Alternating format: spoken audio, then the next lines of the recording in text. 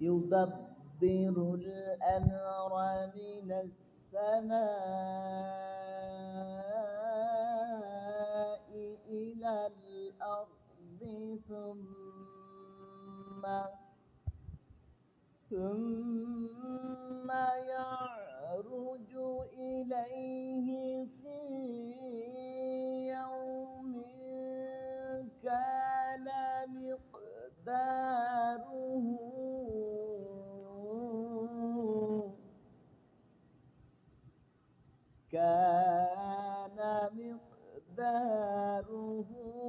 ألف سنة مما تعدون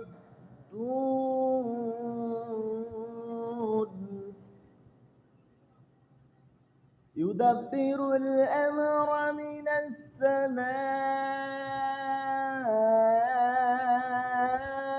إلى الأرض তিনি আকাশ হতে পৃথিবী পর্যন্ত সব কিছুই পরিচালনা করেন ثم يعرج إليه في يوم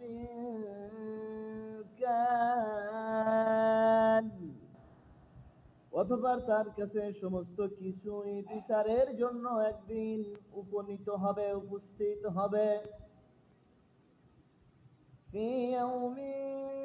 كان مقداره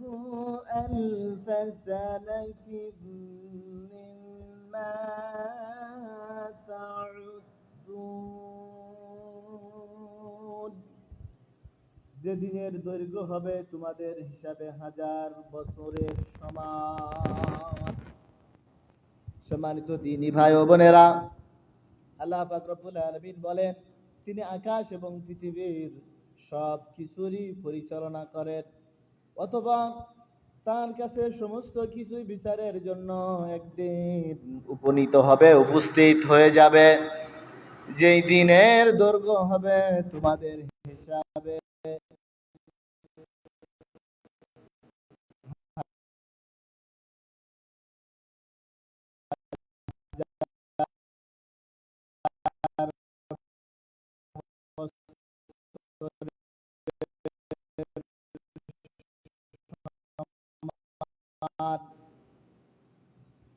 দুররে মনসুর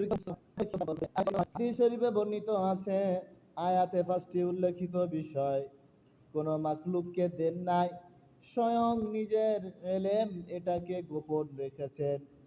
না কোনো ফেরেশতাকে এর জ্ঞান দিয়েছেন বা কোনো রাসূলকে এর জ্ঞান দিয়েছেন। অর্থাৎ আমরা বুঝলাম আল্লাহ তাআলা এই 5টি বিষয়কে নিজের কাছে রেখেছেন, যে জ্ঞান কোন সৃষ্টির ভিতরে দেন নাই, কোন ফেরেশতাদেরকে দেন নাই, আর সাথে সাথে কোন নবীর মাধ্যমে ওই 5টি বিষয় সম্পর্কে অবহিত করেন নাই। এজন্য আসুন ভয়াবহ সেই দিন আসার পূর্বে, যেই দিন বিচারের জন্য আল্লাহ তাআলার সামনে উপনীত হতে হবে উপস্থিত হতে হবে, যেই দিনের দৈর্ঘ্য হবে দুনিয়ার 1000 বছরের চেয়ে আরো বেশি, সেই দিনকে ভয় করে আমরা আল্লাহ তাআলার গোলামি করি, আল্লাহ তাআলার আদেশ নিষেধ মেনে চলি,